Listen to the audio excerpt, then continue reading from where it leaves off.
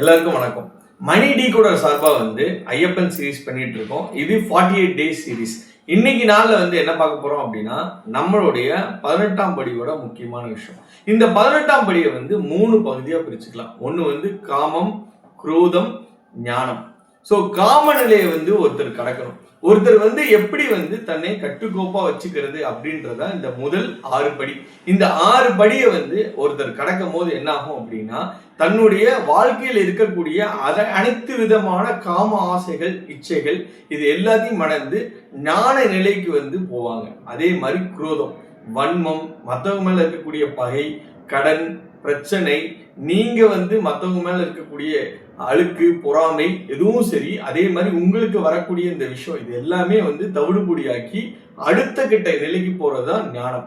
ஞானம்ன்றது என்ன அப்படின்னா, அவனை அறிதல் அப்படின்றது என்னன்னா, தத்துவமஸ்தியா இருக்கக்கூடிய உயிரோட தவம் செய்கிற நம்ம சபரிமலை வாசனை அறிகிறது தான் ஞானம்.